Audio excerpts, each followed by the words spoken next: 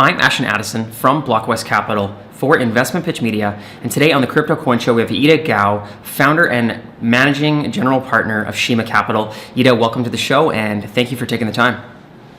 Yes, thank you, Ashton. I'm excited to be here. You're very welcome. I'm excited to speak with you personally on Shima. I've actually seen them around the industry quite a bunch. I know you guys have a large portfolio of companies in blockchain, many of them which I've already been on the show before, and I'm excited to dive into the intricacies and the inside of Shima Capital. Before we start with that, I would love to just hear a little bit on your personal background in finance and blockchain and how that led to Shima, and then we'll dive into all the details. Sure. So I started off my career after graduation from undergrad in finance. So I was working on Wall Street at Morgan Stanley, doing M&A, investment banking.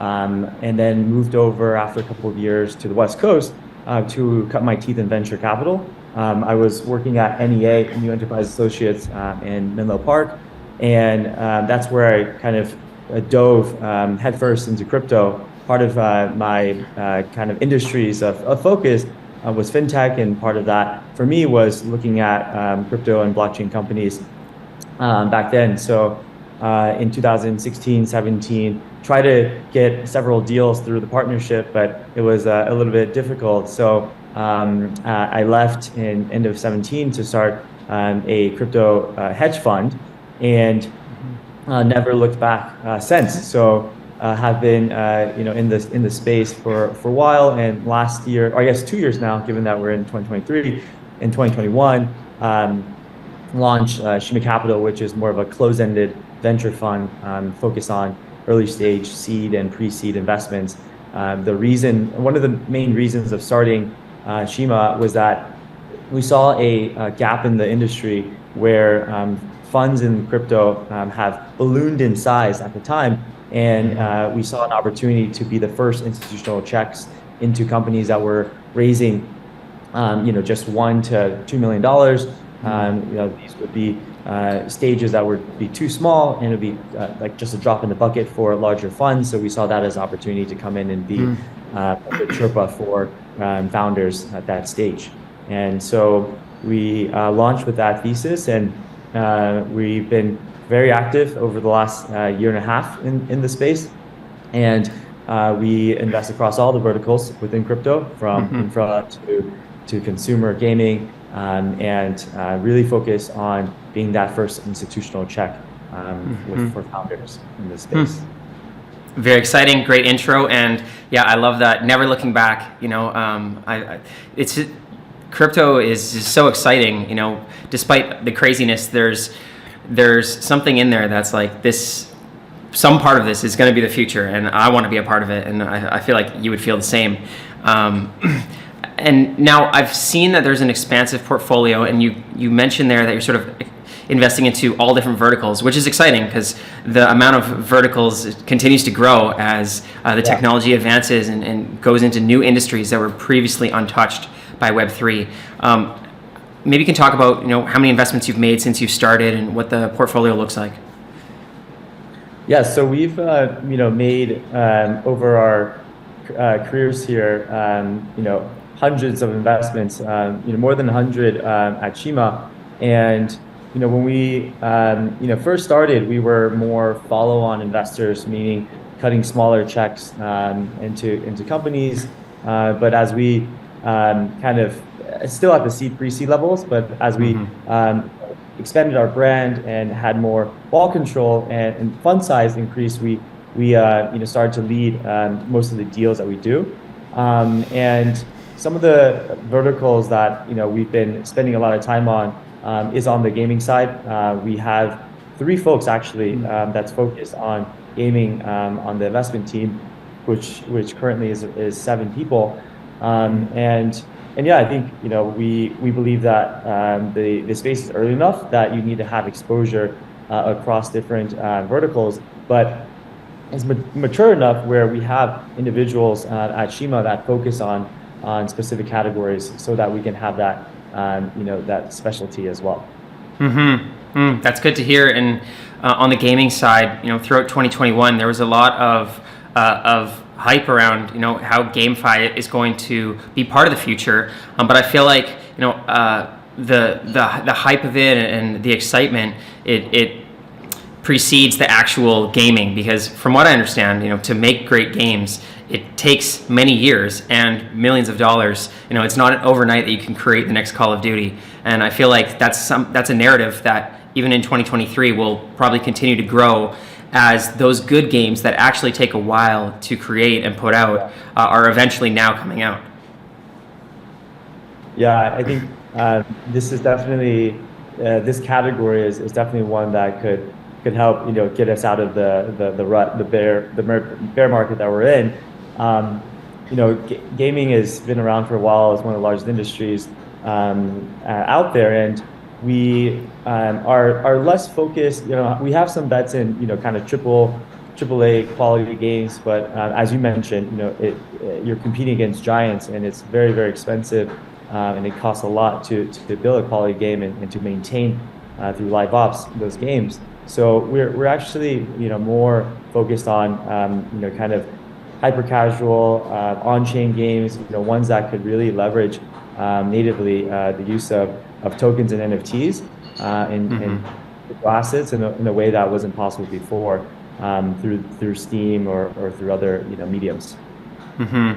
And do you see specific growth in there's the AAA games? Obviously, there some of the ones that are already generating millions in revenue, they're sort of sitting on the sidelines, not taking any huge risks to start integrating NFTs. But there's also casual gaming and freemium games, and hundreds of millions of people that just want to play a game for a couple minutes on their phone. They're not so hours long gameplay like these hardcore gamers. Do you see both of those as potential integrations with Web3 and bringing more people into the Web3 space?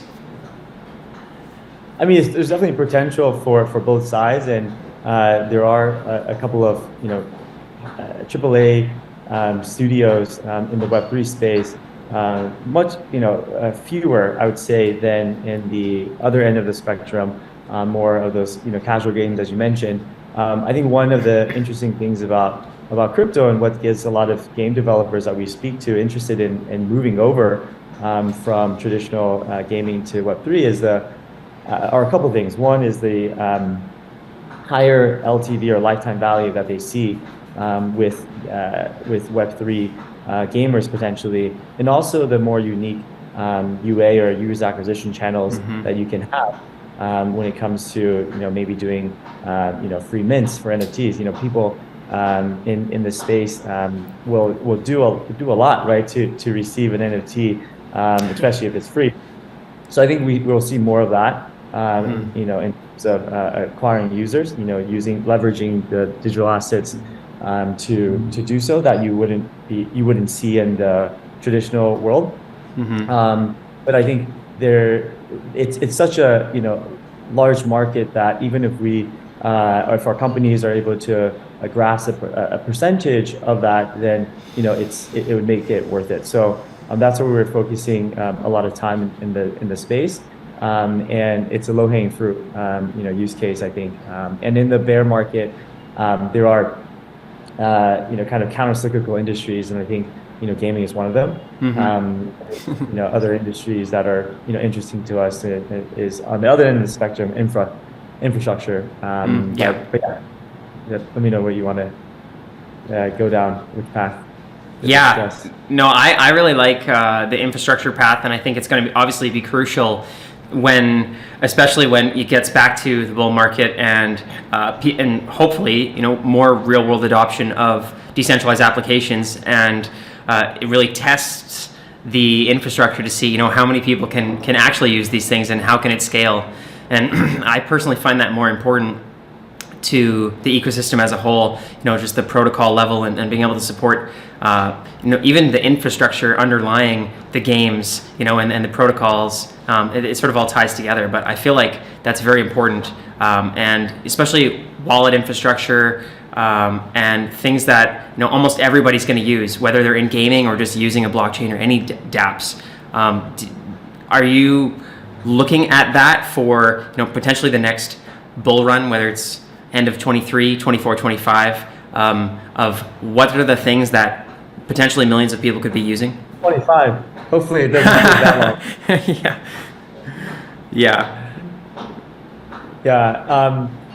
Yeah. So on the infra side, I think during these times where a lot of the visitors that they like to say leave the industry, you have the real folks who are developers, builders, still in the space are going to be the ones that really succeed. Because it will be less of a crowded market when things pick up, when the economy gets general economy gets better, and risk-on assets like crypto become more in vogue. And there are a couple of factors, right, why we think that infra is important to focus on, especially in this period in 2023, is that number one, it just takes longer to build infra plays, like gaming too, depending on the type of game you're building, and it's more costly. And engineers, I remember smart contract engineers during the depths of the bull market were $500,000, $1 million, right, to hire. Now the costs have come down a lot, so you can do more with the investor capital and extend your runway even more, which is important if you're trying to build, an infra, company in Web3. And you have more time to kind of think through the use cases of how you will get that infra, play into mass market. And there's more time for business development as well. So we think that there's still a lot of buildings that need to, building blocks that need to be created. One area within infra that we're very bullish on is this concept. You have all of these layer ones coming out, and existing ones that have been out and have proven their stickiness. How do you integrate all of them and aggregate liquidity cross chain? Companies that are working on cross chain communication, being able to utilize assets from one chain on another chain, and doing that in an efficient manner with lower gas fees. That's super interesting to us, because as we get into the new cycle, do you think that there will be more chains or fewer? And we think that there's going to be more chains, and so interaction, communication between those will be very, very important. No, I think that's a great point, Yida. I've seen a lot, one of the major narratives of Web3 startups coming out is like it sort of has to be multi-chain, but there's a lot of companies that are sort of touting multi-chain or interoperability between chains, and I don't think as many of them are actually providing new value to the space. Obviously, it would be great to aggregate the liquidity between chains so that there's less slippage and it's just a better overall ecosystem. But I feel like there's a lot of companies that everyone understands that, but how many companies can actually do that? And I'm curious, when you're looking at these startups, for example, in that niche, what are the factors that you use to determine whether this is something that you want to move forward with investing in or not? Yeah, I mean, that's a great question. I think in this space on infra side, sometimes the second mover or third mover advantage is stronger than the first mover advantage, just because we're in kind of cutting edge territory when it comes to how to most appropriately design and architect these protocols. And you can learn a lot from V1 and V2 of potentially competitors that are building that may have identified or in the worst case have been hacked, where you can see the weaknesses across these bridges, and then kind of build on top of those learnings. So we've been cautious, especially during the bull market where a lot of these infra plays were just starting out, cautious on deploying capital given very high valuations and just how cutting edge it is. But I think now with the dry powder that we have, it's a good time to kind of sift through all of the companies that are building an infra side, and as I mentioned, a lot of the visitors have left. So it actually makes the job of investors a little bit easier. But we look at a lot of different factors, but now we not only can focus on the existing companies that are pitching us, but also take a look at all the existing competitors and see what makes you different and why are you not are more secure, and what are the learnings. One thing that we look for is founders who really are scholars of their sport, of their craft, and understanding at the back of their hands, their own company, the ones of their competitors. Great point. And I feel like there can be a lot of advantages to investing in the bear market. You actually get to take a breath, and you have more time to analyze these companies. And as you sort of mentioned, people are building. So I feel like, what we've seen in the past, all the way back to the 2008 financial crisis, like a lot of the best companies actually came out of the bear market, and they weren't necessarily created during the hype of the bull market. And from what I saw in 2021, it was hard to keep up and even do proper due diligence on some of the startups, because investors would just jump in the group chat and be like, just tell me where to send the money, and there's a deadline, let's just get it in as quick as possible, with almost not doing enough due diligence. I feel like the bear market's a much better time for that. Maybe you could reflect on that difference of starting in 21 and now we're at here. Yeah, I mean, I was just talking to one of my colleagues about this, but it's not only you have more time and the competition's less. The other thing is, a lot of the visitors were not just for the founders, but also investors. Right? We had very large Silicon Valley firms come into the space, and some of them, got burned on a couple of deals, and now they've left. So I think the competition is also less on the investor side, which makes it better for winning deal and also sourcing of companies. The other thing is that with all of the stuff that happened over the last couple of months, we are reminded, and although we've been focused on it, but we're also reminded of, and founders are reminded, and we have a little bit more leverage here on the need for more governance and checks and balances when it comes to investing, even in early stage companies, where board of directors and just really business hygiene, governance control isn't seen until growth stage.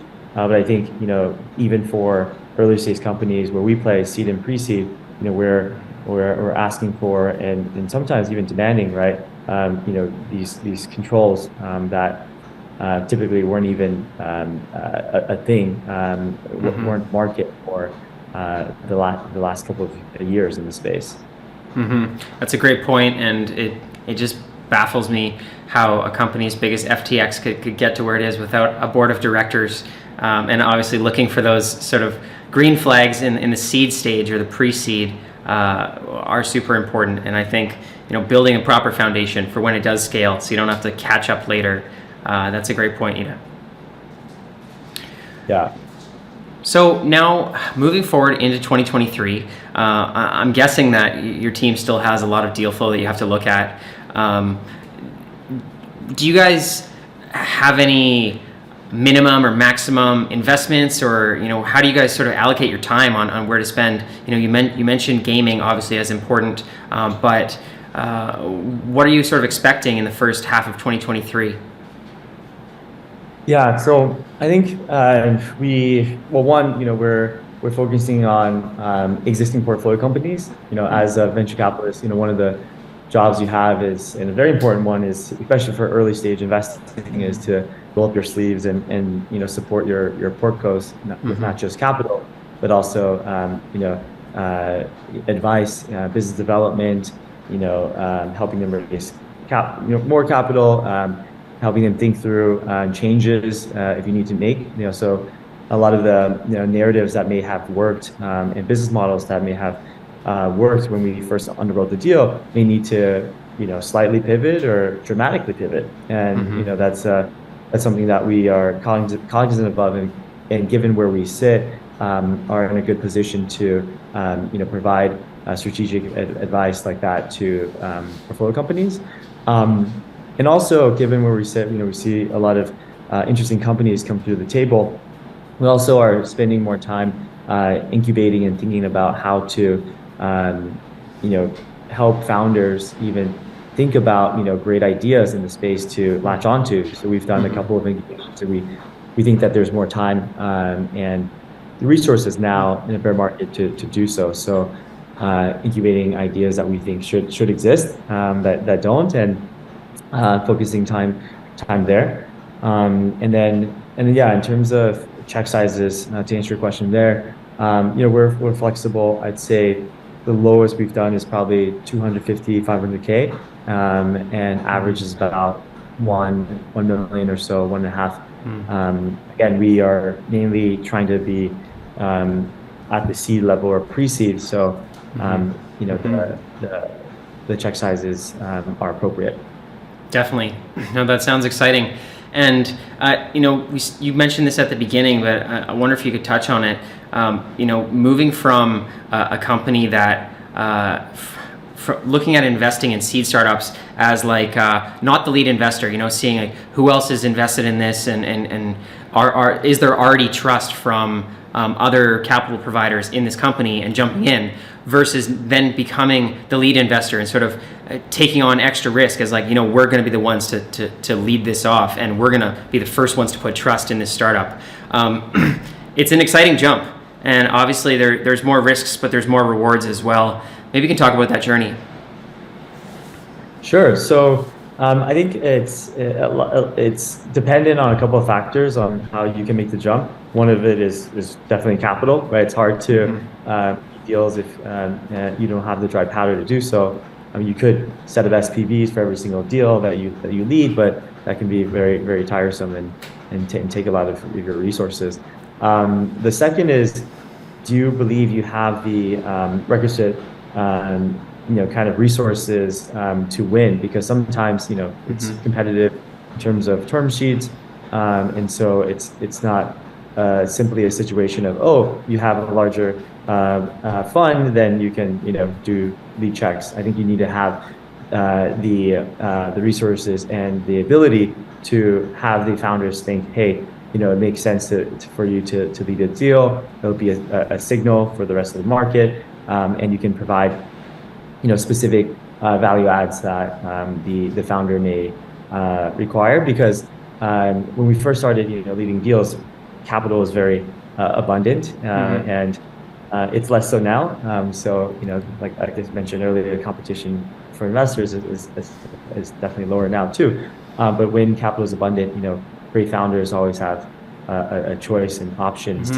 when it comes to picking their investors, and giving higher allocations means that they cannot take capital from others. So it's really that journey of building up our internal team of not only investors but also portfolio support platform, folks on our team that can help with talent acquisition, hiring, can help with building community, marketing, help with user acquisition, and tech as well. That allows us to feel comfortable and confident in being able to lead deals. Well said, Yida. And for the viewers that want to learn more about the portfolio companies, or maybe there's some startups interested in looking into Shima, what's the best way for everyone to learn more about it? So you can follow us on Twitter at Shima Capital, and also our website is shima.capital. We can review some of the companies we've invested in, but I think Twitter is probably the best way to reach us, or LinkedIn, I believe. We are actively hiring for a lot of our portfolio companies, so you can see some of the openings on the website, and also just DM us or reach out if you have any great ideas in this bear market and you have the mentality of a builder. We always are welcome to great ideas and founders who are looking to build in this winter. Amazing. And I will leave those links in the description box below as well to make it easy for the viewers. Thank you, Yida, for all the insights. All the best with Shima in 2023 and beyond. And let's follow up in the near future. Yeah, let's crush it, Ashton. Thank you for your time.